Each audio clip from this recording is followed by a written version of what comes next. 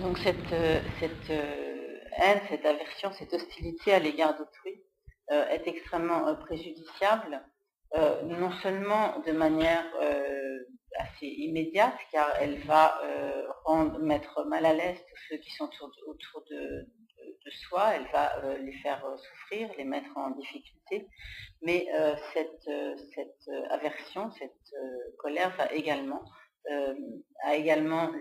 comme pour effet de détruire un nombre infini de mérites que nous avons accumulés pendant pendant un grand nombre de cycles cosmiques.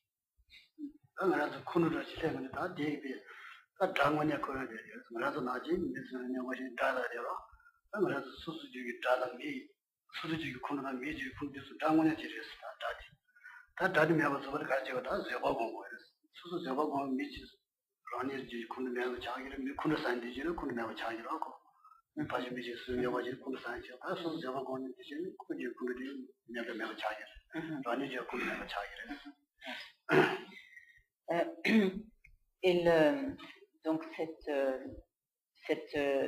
haine, cette colère, cette aversion, en fait, est notre véritable ennemi. De manière générale, ceux que nous considérons comme nos ennemis, ce sont les ennemis extérieurs, ceux qui nous nuisent donc de l'extérieur. Mais en réalité, notre véritable ennemi n'est autre que cette colère, que cette haine qui siège en nous-mêmes. Et pour pouvoir dissiper cette colère, il est nécessaire d'utiliser ce qui est son antidote, c'est-à-dire la pratique de la patience. Par la pratique de la patience, donc non seulement nous pourrons, même lorsque quelqu'un nous nuit, si nous sommes capables de mettre en œuvre cette patience, donc nous-mêmes nous éviterons notre propre colère, et de par notre attitude, donc comme de patience, de tolérance à l'égard de ceux qui nous nuisent, l'aversion, la colère des autres qui est dirigée contre nous s'apaisera progressivement.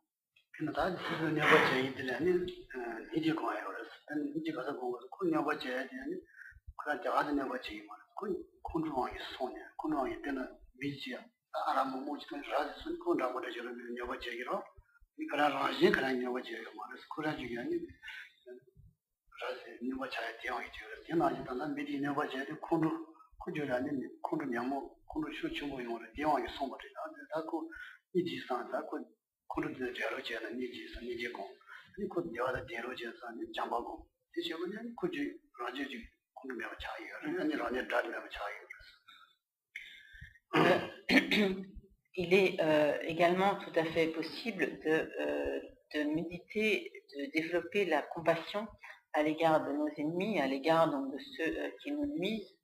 En effet, lorsque quelqu'un nous fait du mal, il n'agit pas comme en toute liberté, mais il est totalement sous l'emprise des facteurs perturbateurs de son propre esprit. Il est en fait comme une personne totalement ivre qui serait donc sous l'emprise des effets de l'alcool et qui de ce fait n'aurait plus du tout aucune liberté de par lui-même, mais qui serait donc comme totalement soumis au pouvoir de l'alcool. Et de la même manière, ceux qui nous nuisent, en fait, sont dans une situation tout à fait comme digne de notre compassion, car s'ils nous nuisent, c'est parce qu'ils sont eux-mêmes totalement privés de liberté et totalement comme asservis au pouvoir de leurs propres facteurs perturbateurs de l'esprit. Et donc, en cela, ils sont tout à fait dignes de notre compassion, et il est alors important de se dire si seulement donc ces êtres pouvaient être libérés de tous ces facteurs perturbateurs et donc être libérés de la souffrance, et si seulement ils pouvaient donc obtenir le bonheur. Et si nous arrivons à faire naître en nous ce genre de sentiments, de réflexion, alors nous éviterons notre propre colère, et cela également permettra d'apaiser la colère d'autrui.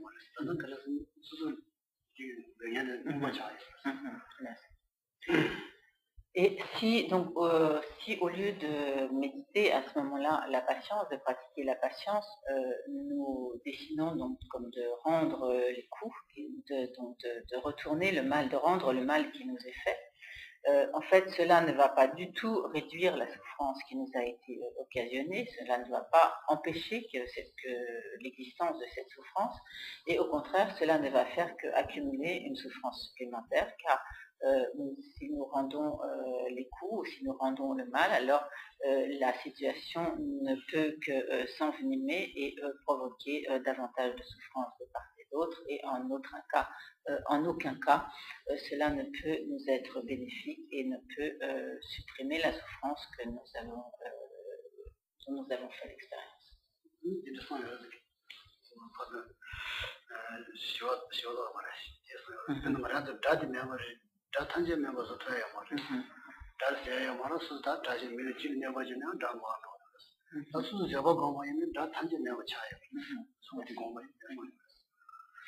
Et à ce propos, il est dit dans le Bodhicharyavatara de Shantideva, donc nous ne pouvons pas comme supprimer un à un nos ennemis. Donc si nous avons un ennemi que nous supprimons, alors il est certain que ultérieurement un autre ennemi va se dresser contre nous, puis un autre, et même si nous essayons de les éliminer un à un, alors cela serait comme une tâche jamais accompli et nous ne pourrions pas ainsi éliminer tous nos ennemis.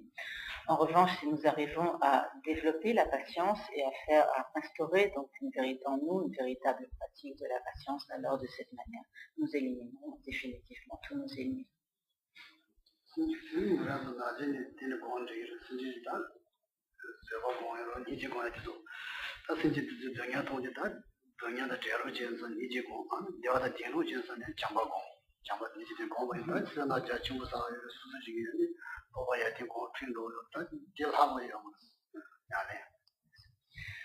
Et donc, de manière générale, lorsque nous voyons un être en difficulté, un être qui souffre,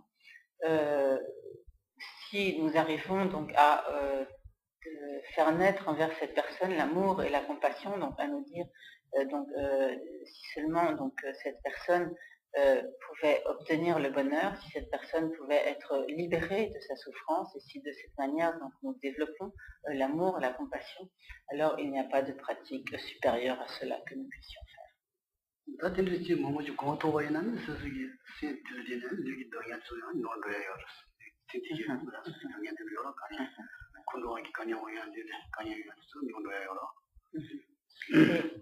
Et si nous arrivons ainsi à développer l'amour, la compassion envers les êtres, alors tout naturellement, nous éliminerons ou nous réduirons toutes les souffrances qui sont issues de la colère. Là.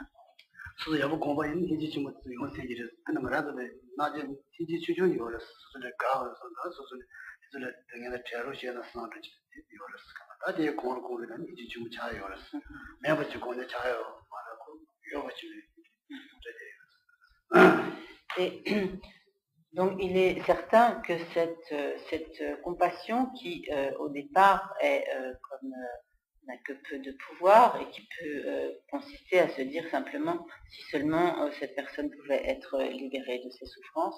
Au départ, la compassion que nous pouvons développer n'a donc que très peu de pouvoir, mais il est tout à fait possible de la développer, d'en accroître la puissance jusqu'au moment où elle devient véritablement une compassion extrêmement puissante, où elle devient donc la grande compassion.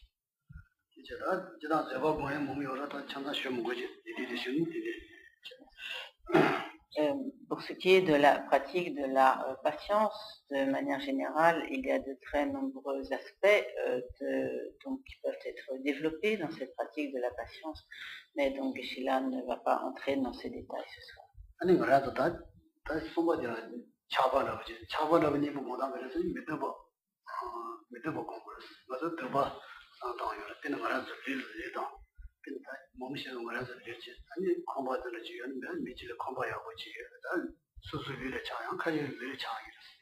그냥 컴바지를 차에 비는 컴바지 차에 나 메다 버라지다 그 나시지는 매번 줘야 되는 상황이는 차고 총으로 열었습니다. 메다 버라지다 도로라지고 그 야부 말아도 그 나지 차버지 잘라야 이는 딜레이 파버는데 지금 한번 여버려 파봐. 지난번에 이제 내가 들어봐다 아니면 그 그냥 하시라고 하잖아요. 메다 버라지 나시지 그 줘야 되고 상당히 총으로 열어. Et donc le troisième donc des principaux poisons de notre esprit, qui est donc source de souffrance tant physique que mentale, c'est le désir, l'attachement. Et donc il se peut par exemple qu'il y a également donc des remèdes, des antidotes à cet attachement et il est donc important de mettre en œuvre ces antidotes autant que possible. Par exemple, il se peut que l'on soit très attaché à sa maison, à ses possessions ou attaché à son corps. Et à ce moment-là, il est important de penser à la véritable nature de tout ce qui fait l'objet de notre attachement. Par exemple, de penser à la nature d'impermanence, que ce soit l'impermanence de notre corps, l'impermanence de notre maison, l'impermanence de nos possessions, à penser également au fait qu'ils n'ont pas toutes les qualités que nous leur attribuons et qu'ils sont en fait, qu'ils ne sont pas comme aussi nobles, aussi purs, aussi parfaits que ce que nous imaginons par la force de l'attachement. En effet, la caractéristique de l'attachement, c'est sur la base de l'existence de certains phénomènes,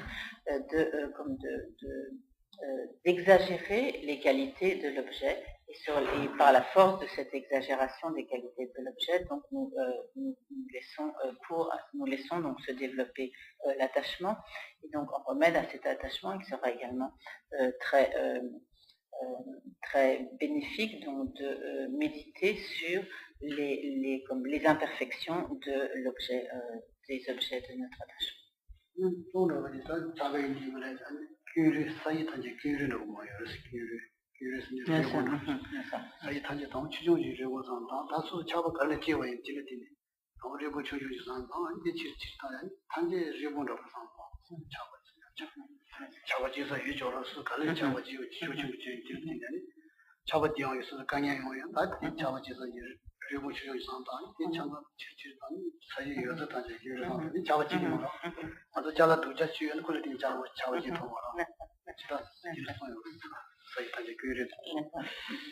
Et il est conseillé également, si nous avons donc de l'attachement envers des êtres ou des choses, en particulier envers des êtres, de commencer par méditer sur un os, puis ensuite d'imaginer donc un squelette, puis d'imaginer ensuite comme une multitude de squelettes.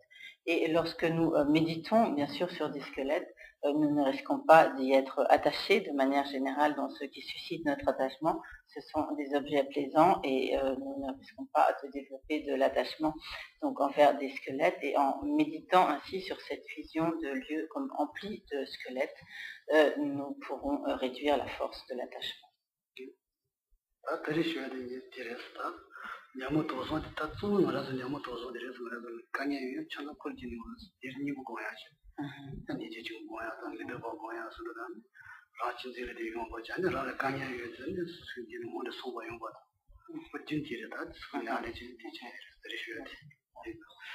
Donc, ce que Geshe-la a expliqué ainsi, c'est que toutes nos souffrances, toutes nos difficultés physiques et morales, mentales, proviennent à la base essentiellement donc des trois poisons de l'ignorance, de la haine, de l'aversion et donc de l'attachement. Or, il est possible d'éliminer le pouvoir de ces facteurs perturbateurs de l'esprit, de ces principaux poisons de l'esprit, en partie par l'application de leurs antidotes, et de cette manière, donc, il est possible donc tout d'abord donc d'apaiser puis d'éliminer totalement les souffrances du corps. 그는 안에 제일 듣는 것은 군으로지 원수 주고 제대로 군으로 사요 말아. 군으로 주고 제대로 군으로 사요 말아. 미진냐고 지금 군으로 사요라. 이제 나는 제가 되세요. 미진냐고 제대로 군으로 사나지 제가 공부하는 게 Et également, il est important de savoir mettre en œuvre la pratique au moment opportun. Par exemple, il ne suffit pas de se dire je médite la patience, donc de passer beaucoup de temps à méditer sur la patience, et puis lorsque si quelqu'un vient nous agresser, alors immédiatement nous allons nous mettre en colère et lui mettre notre poing dans la figure.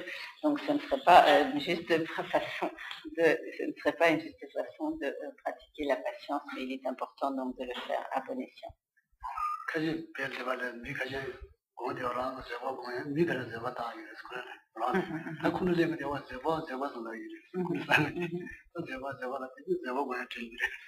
Là,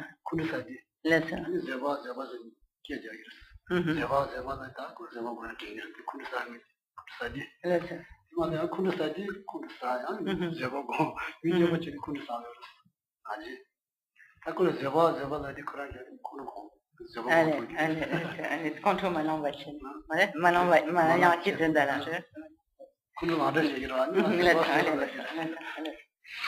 Par exemple, il est bien sûr au Tibet, lorsque des personnes se consacraient plus particulièrement à la méditation, donc sur la patience, et si donc certaines personnes donc venaient en quelque sorte comme les provoquer, que ce soit volontairement ou donc involontairement, et que cette situation était propre à faire naître leur colère, si ces personnes donc, qui s'appliquaient à la pratique de la patience sentaient qu'elles étaient sur le point de se mettre en colère, à ce moment-là, se rappelant leur pratique de leur patience, elles disaient le mot elles-mêmes, comme patience, patience, pour ne pas se mettre en colère et ne pas laisser recours à la colère montante.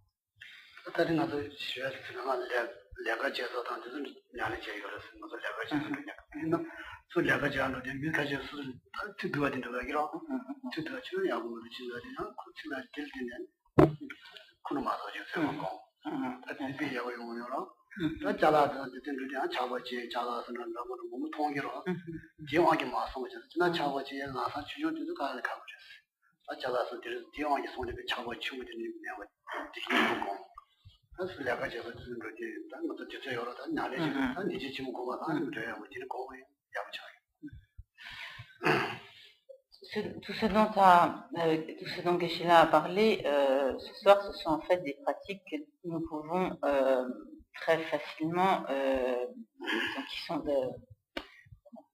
directement applicables à notre quotidien.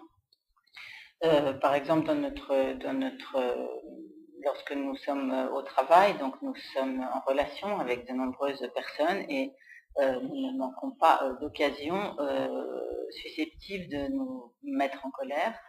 Et par exemple, si quelqu'un nous fait un reproche, si quelqu'un nous dit des paroles désagréables, nous dit que nous avons mal fait quelque chose, etc., ou nous critique, alors c'est pour nous une occasion de méditer sur la patience et donc de ne pas laisser libre cours à la colère. Et également, donc, nous avons l'occasion de voir toutes sortes d'objets qui nous semblent plaisants et qui sont propres à faire naître notre attachement. Et il est bon à ce moment-là donc de réfléchir à donc la véritable nature de ces objets et donc de prendre conscience que l'on est sous l'emprise de l'attachement et de ne pas y laisser libre cours. Bien sûr, il est difficile au stade initial de la pratique de totalement empêcher la manifestation de la colère et de l'attachement, mais nous devons nous y efforcer donc à des niveaux qui nous soient accessibles.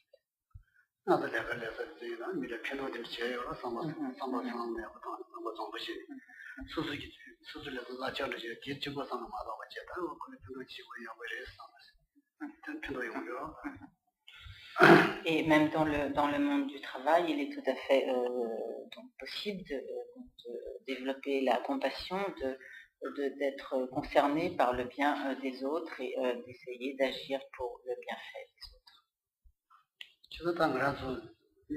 내가 기편도 해야다 지치 보여서 나다 내가 지시미 주 시행을 지다 나라서 그런 편도도 내가 시행 마신 뒤로 말았다 지지 그 중요한 거 내가 이래서 내가 제가 사실 나도 취해서 있는데요 하도야 되는 명문은 하도야 나래 오므로 لا نسأل 명문은 하도야 뭐 칼라가 버려 Donc, Geshe-la donne ainsi des conseils que nous puissions, des conseils donc sur des pratiques que nous puissions comme effectuer en toute occasion, dans toutes les situations de notre vie quotidienne, et donc méditer la patience, réduire l'attachement, développer la bienveillance à l'égard des autres. Ce sont des choses auxquelles nous pouvons nous appliquer au quotidien dans toutes les situations, et elles peuvent être donc de véritables pratiques du Dharma. Et bien sûr, lorsque nous sommes en présence des autres dans le monde du travail, alors à ce moment-là, nous ne pouvons pas nous mettre en position de méditation, nous mettre à réciter des mantras, mais nous pouvons tout à fait pratiquer le Dharma de la manière qui vient d'être expliquée.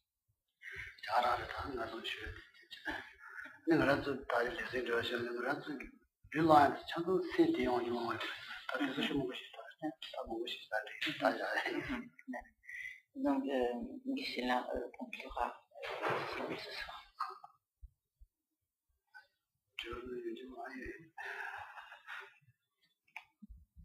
Donc, est-ce que vous avez des questions? Quelques éventuellement courtes questions, quelques mots.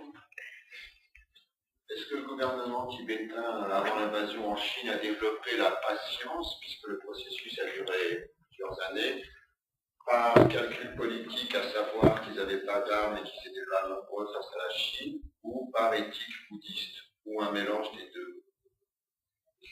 Non. Tout à fait, ce titre-là, Yana peut tendu tienne, ni tient peu mimonto de l'âme sans pas ma yayon mare, ani quand tout tombe dans ce pas gomne, yon pas ne pas machevache, yon se souvient, n'a tout est top chunjure, n'a tient, gamila yon kei mare, n'a tout à jewa yon mare, yuten. Ni carrevet, c'est pas comparé à ça.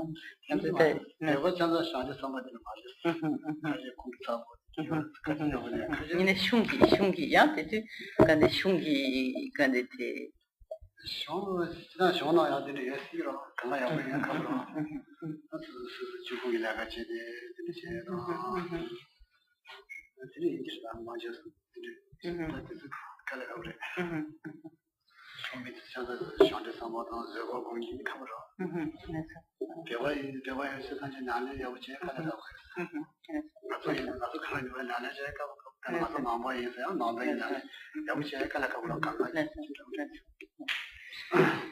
Donc il est difficile de répondre à cette question. Certes, tous les Tibétains ne sont pas des bodhisattvas, et même parmi donc, les responsables du gouvernement tibétain, il n'y avait pas que il n'y a pas non plus que des bodhisattvas, même si nous prenons notre propre exemple. Nous sommes bouddhistes, nous faisons donc des efforts dans la pratique, mais ce n'est pas pour autant que nous sommes des bodhisattvas et que nous sommes capables de véritablement pratiquer la patience.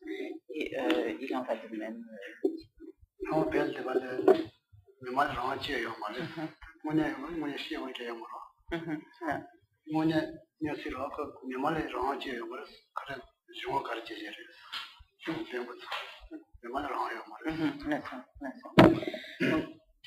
En réalité, pour dire les choses comme elles étaient véritablement au Tibet, donc le Tibet n'était pas, avant l'invasion des Chinois, un pays démocratique, et le peuple ne jouissait pas d'une très grande liberté.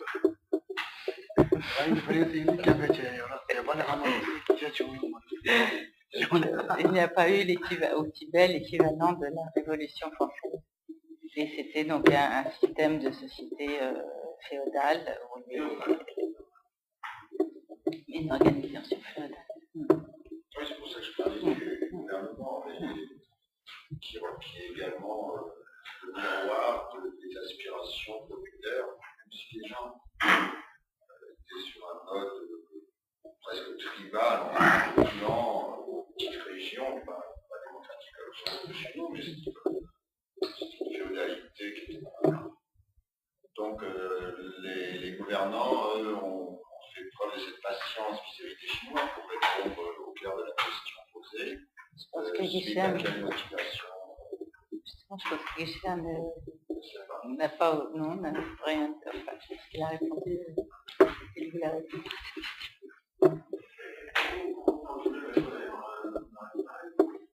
Non, Guichet là, je suis seulement là. Oui.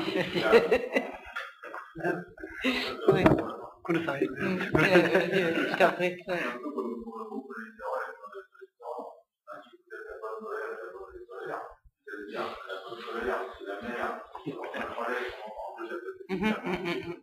Alors, qui relève son ensemble à la main droite, pour partir devant la grande qui pour avoir un plateau.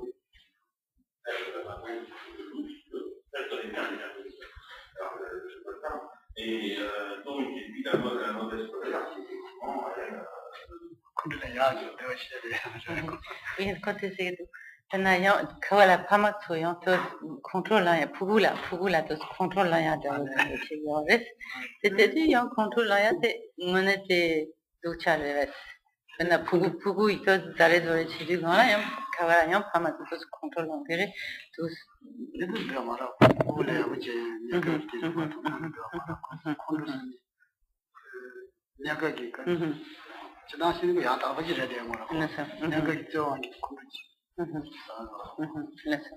Donc dans le cas effectivement de parents qui peuvent donc se mettre en colère vis-à-vis de leurs enfants, donc disons que c'est une colère très disons un peu superficielle et qui n'a pas pour intention de nuire. Donc en cela, elle n'a pas vraiment toutes les caractéristiques de la colère qui est donc apparentée à la haine et à l'aversion dont il est question ici.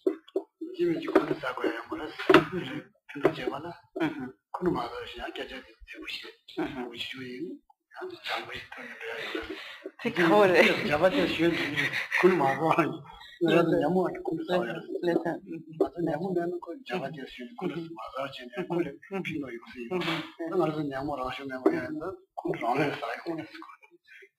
Et donc, même lorsqu'on a la responsabilité de l'éducation d'enfants, l'idéal, c'est effectivement de ne pas se mettre en colère du tout, même si l'on est amené à les frapper, c'est de le faire par bienveillance, sans être vraiment animé par la colère, mais donc d'être uniquement concerné par le bien donc, de l'enfant, et de ne pas être donc, selon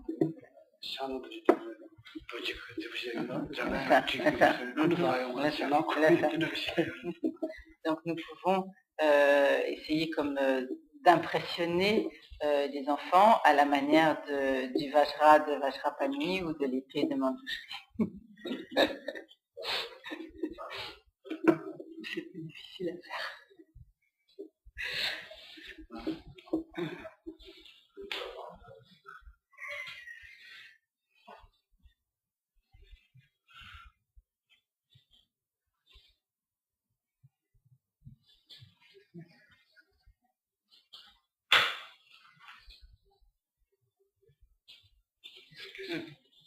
Si l'autre jour vous avez dit que l'humanité dégénérait de plus en plus, on était parti à l'état de géant, on serait bientôt comme des poissons rouges. Donc le sentiment de Geshe-la, ce qui est une vision tibétaine, semble-t-il théorique, en tout cas c'était ce qu'il a dit, c'était un enseignement. Sa vision en voyant le monde actuel qui connaît de grands heurts ou problèmes, mais pas plus qu'avant, simplement on en parle, pas se l'aider. Donc ce monde, est-ce qu'il va dans un sens, y compris pour la Chine, vers une aspiration générale de l'homme à la démocratie, donc au bien? Et est-ce que c'est son avis personnel ou est-ce qu'il pense que la vision de l'homme en dégénérescence est la bonne.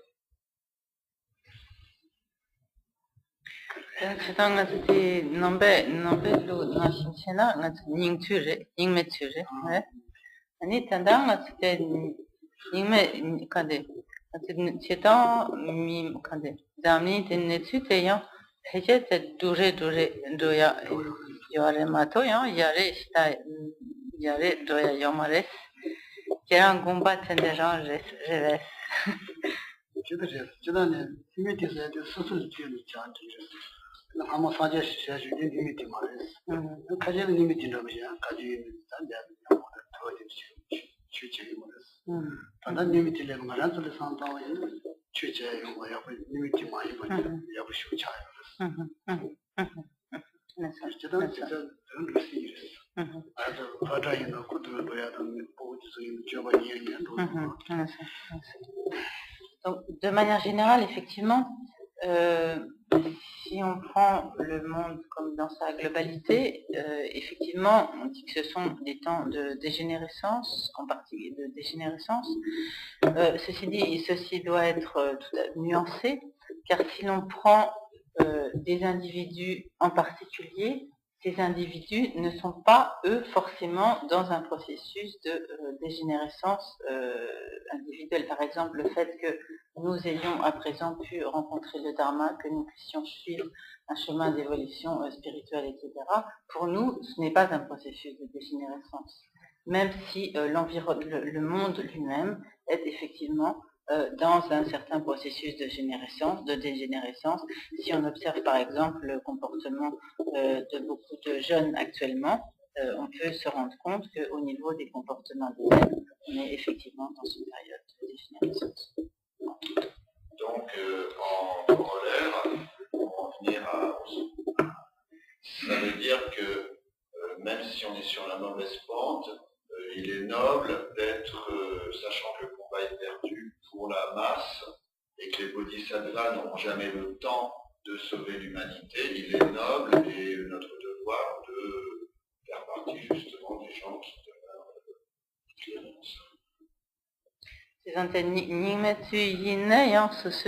c'est-à-dire appartenir aux perdants. Il est expliqué que notre seule consolation, même si on est perdant, c'est d'être noble. Voilà, est-ce qu'il est bien d'accord avec ça?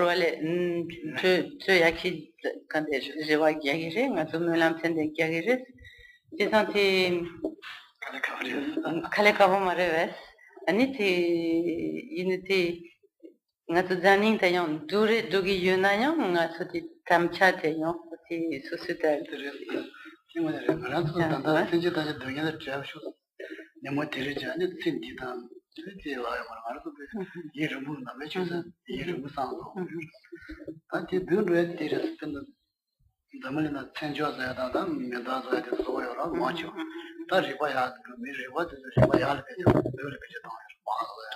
Mendaza, Jesus, Kunyamo, Sora, Miss Nubachi, in the Kution, Nubarashim, Mondo. Ribaya, Ribaya, which is what the Yalbejamon.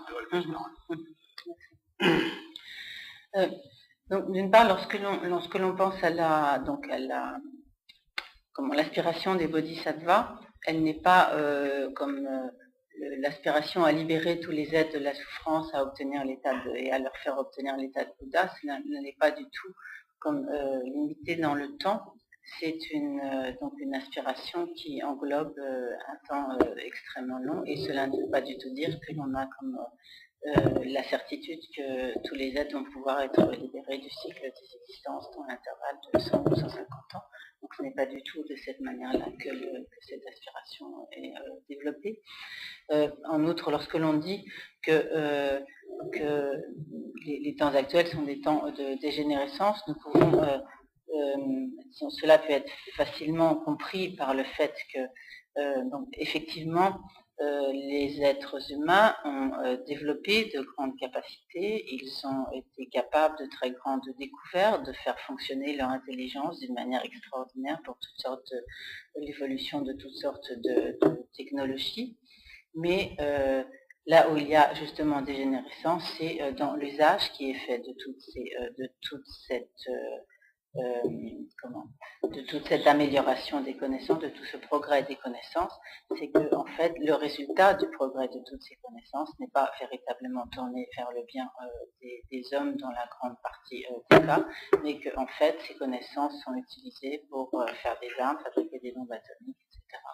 Et donc a de très nombreux effets pervers, et que dans la plupart des cas, donc le progrès de ces connaissances ne bénéficie pas vraiment à l'amélioration des individus.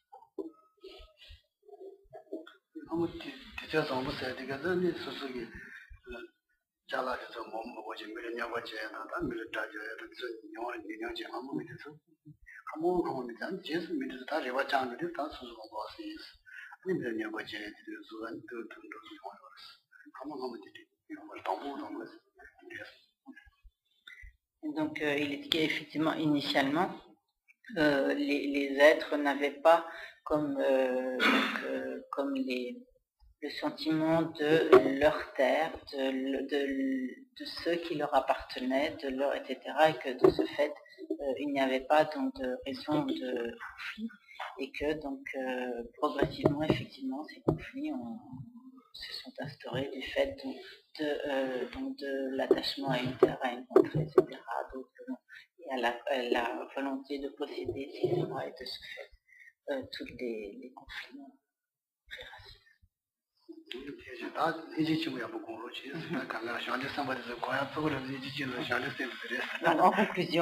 En conclusion, l'essentiel c'est de méditer la compassion, qui est comme l'essentiel de la pratique des bodhisattvas.